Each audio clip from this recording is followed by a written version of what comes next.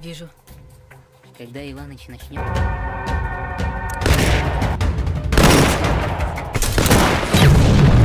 Halo semua, selamat datang di alur cerita film A For Movie. Gimana kabar kalian hari ini? Semoga sehat selalu dan dimudahkan segala urusannya. Pada episode kali ini, Mimin mau ngebahas alur cerita film yang berjudul Ryadovoy Cherin yang dirilis pada tahun 2020.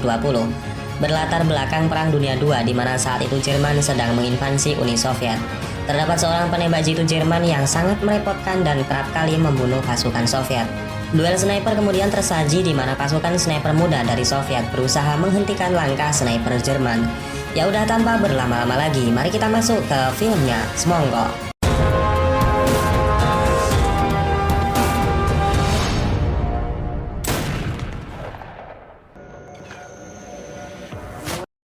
Film dibuka dengan berlatar belakang invasi Jerman ke Uni Soviet, tepatnya pada tahun 1943 di sebuah wilayah yang bernama Luhan.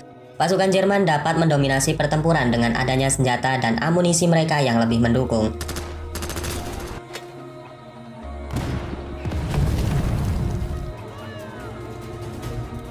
Pasukan Soviet harus bahu-membahu merapihkan kembali barisannya, sembari bertahan dari gempuran mortir dan senjata mesin yang digunakan oleh Jerman. Selain itu, kubu Jerman juga memiliki seorang sniper handal yang bernama Scud, di mana ia sudah kerap membunuh pasukan Uni Soviet.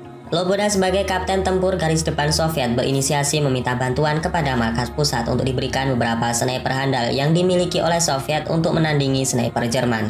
Namun apesnya bantuan pasukan sniper yang hendak diberikan oleh Uni Soviet justru tewas mengenaskan setelah dalam perjalanan mereka dibantai oleh pasukan udara Jerman.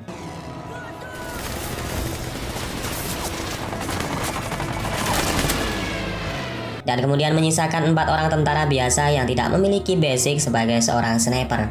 Dari keempat pasukan Soviet yang selamat itu, seseorang di antaranya bernama Igora. Dari perawakannya, ia memiliki darah Asia yang mengaku sebelum berperang dulunya ia adalah seorang pemburu. Letnan Loboda kemudian tertarik dan penasaran dengan skill menembak seorang pemburu. Ia kemudian dibawa ke sebuah hutan dan diminta untuk menembak target yang sudah disiapkan.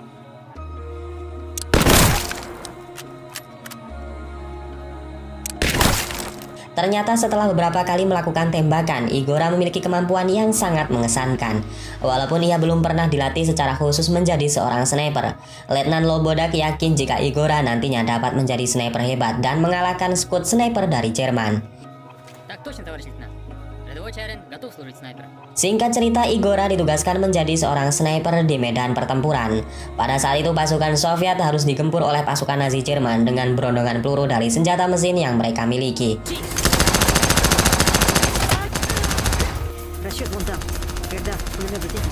Igora yang menjadi sniper kemudian memberanikan diri melepas helm besinya untuk kemudian membidik 3 orang musuh yang menggunakan senjata mesin.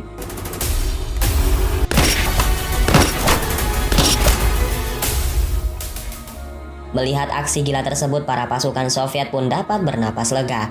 Karena sebelumnya mereka tidak bisa memiliki celah menyerang saat pasukan Jerman sudah mengoperasikan senjata mesinnya. Selain itu, banyak sniper Jerman yang telah menghantui pasukan Soviet. Meskipun sebelumnya pasukan Soviet memiliki seorang sniper yang bernama Grigori, ia tidak cukup tangkas dalam meladeni kehebatan sniper Jerman yang bernama Scud.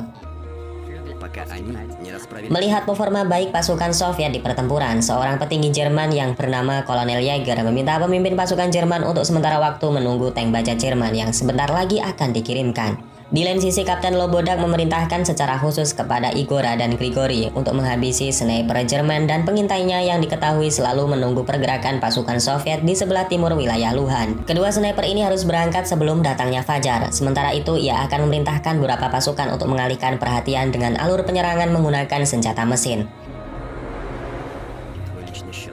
Mengetahui yang mereka hadapi adalah seorang sniper, Igora kemudian memiliki sebuah rencana di mana ia meminta sebuah kaleng bekas untuk mengecoh sniper Jerman. Singkat cerita, misi pun dilaksanakan. Igora dan Grigori secara perlahan mengendap dari balik gelapnya malam.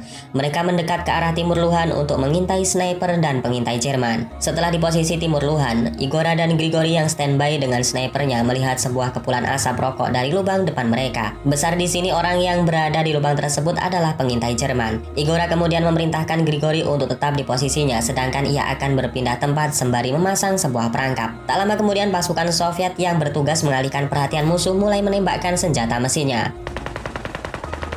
Di sana benar saja pengintai Jerman yang mendengar suara gaduh tembakan, ia pun mencoba keluar dari lubang persembunyiannya.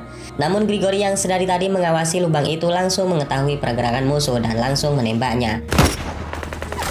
Namun sayangnya tembakan tersebut masih miss. Selain itu pengintai Jerman juga melaporkan kepada snipernya bahwa di tempat ini ada seorang sniper musuh. Ia pun mulai mencari di mana Grigori berada, namun ia tertipu dengan sebuah refleksi cahaya yang rupanya adalah buah manis dari jebakan Igora yang memanfaatkan kaleng bekas makanan.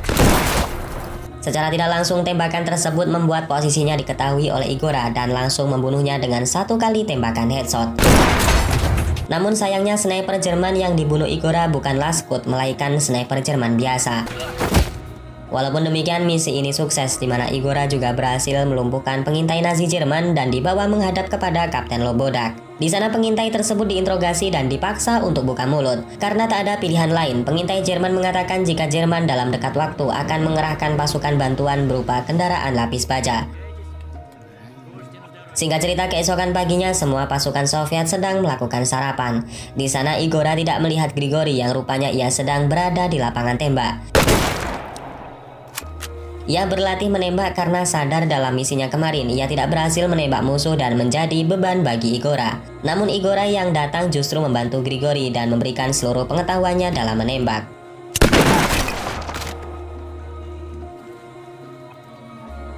Setelah selesai berlatih, Igora kembali dipanggil oleh Letnan Lobodak. Di sana Igora diberikan misi berat untuk menghancurkan sebuah jembatan yang nantinya akan dilewati oleh pasukan tank Jerman. Igora akan dibantu oleh beberapa pasukan infanteri Soviet dalam menjalankan misi tersebut. Sedangkan Grigori akan kembali bertugas menjadi seorang sniper di garis depan pasukan Soviet.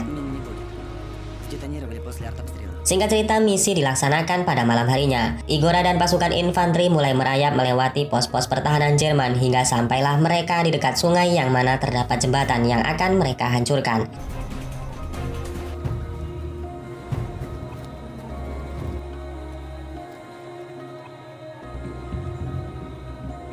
Namun terungkap di sini jika sniper Jerman yaitu Scud sudah menjaga tempat itu sejak kemarin hingga pasukan infanteri Soviet dibantai habis olehnya.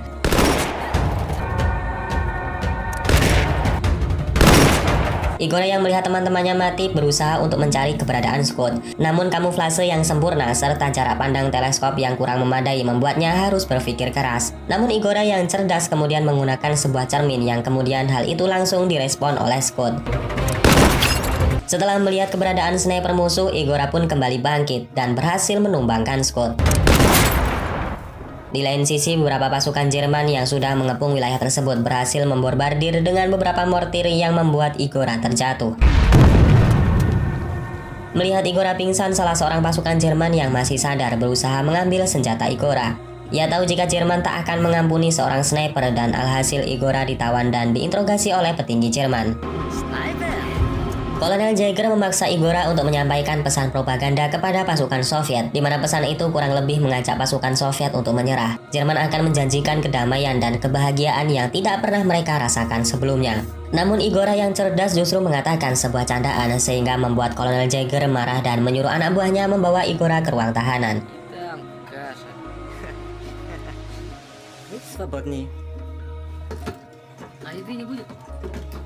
Tak lama kemudian Kapten Jäger didatangi oleh sniper Jerman yang tak lain adalah Scud. Rupanya duel sniper tadi tidak membuat Scud tewas. Ia hanya terluka karena serempetan peluru di pinggir pelipis kanannya. Kapten Jäger mengatakan kepada Scud bahwa ia tidak perlu risau dengan adanya sniper Soviet, karena menurut pasukannya ia sudah tewas bunuh diri. Namun Scud mengatakan jika yang melakukan bunuh diri bukanlah sniper Uni Soviet. Yang dimaksud sniper di sini adalah orang Soviet yang memiliki darah Asia.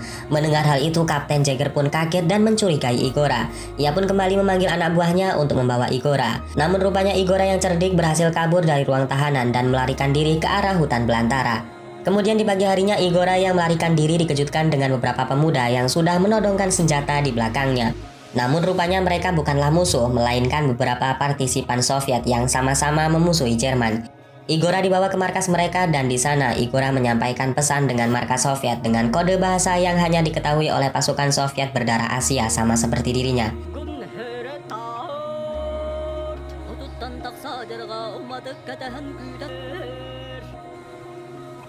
Igora mengatakan jika pasukan tank Jerman sebentar lagi akan datang karena saat kabur tadi ia sempat melihatnya. Kapten Jagger yang juga meretas pembicaraan itu tidak bisa mengetahui apa yang telah dikatakan oleh Igora dan lagi-lagi ia dibuat kesal oleh tingkah sniper cerdik ini. Selesai menyampaikan pesan, Igora kemudian meminta bantuan kepada pasukan partisipan untuk meledakkan jembatan dengan menggunakan sebuah mortir Jerman yang sempat ia dapatkan dari hutan. Di lain sisi, di garis depan terjadi pertempuran hebat para pasukan Jerman dengan Uni Soviet. Pasukan Nazi Jerman yang mendominasi serangan menggunakan senjata mesin membuat pasukan Uni Soviet kewalahan.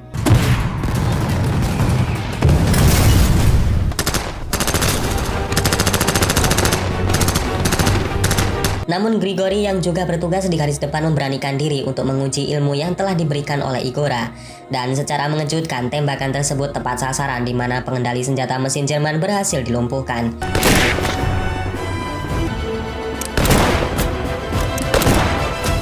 Melihat tempo pasukan Jerman mengendur, akhirnya secara serentak pasukan Soviet diberi komando untuk maju menyerang sehingga berhasil memukul mundur pasukan Jerman.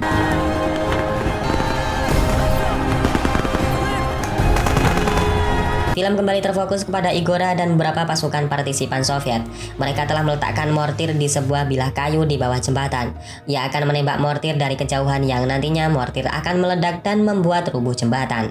Namun Igora tak cukup yakin mengingat hanya 2 peluru lagi yang ia miliki dan harus tepat mengenai sasaran. Setelah mencoba peruntungannya di tembakan yang pertama, ternyata keraguannya memanglah benar.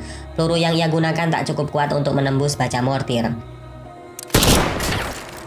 Selain itu, suara tembakan tersebut membuat Scud mengetahui posisi Igora dan mulai membidiknya.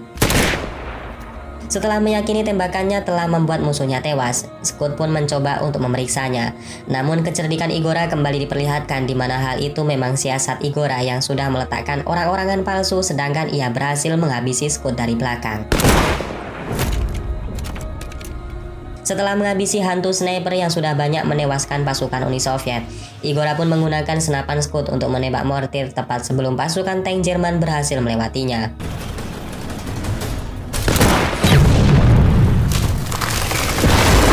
Di lain sisi, pasukan Soviet yang terus menggempur pertahanan Jerman berhasil memasuki jantung pertahanan dan Mayor Jagger berhasil dijadikan sebagai sandera. Film pun ditutup dengan kemenangan Soviet dalam pertempuran dahsyat di wilayah Luhan berkat kecerdikan yang dimiliki oleh sniper Igora. Dan kemudian film ini pun selesai. Oke, segitu aja guys alur cerita pada episode kali ini.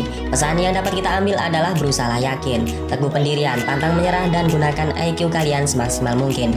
Terus berusaha dan bekerja keraslah sampai di mana kamu yang bukan siapa-siapa akan membuat orang di sekelilingmu termasuk keluarga, teman dan sanak saudara merasakan manfaatnya. Saya dan tim Aformovi dari cabang Luhan mengucapkan terima kasih dan sampai jumpa di video-video terbaru lainnya. Assalamualaikum warahmatullahi wabarakatuh. Won't you take me home?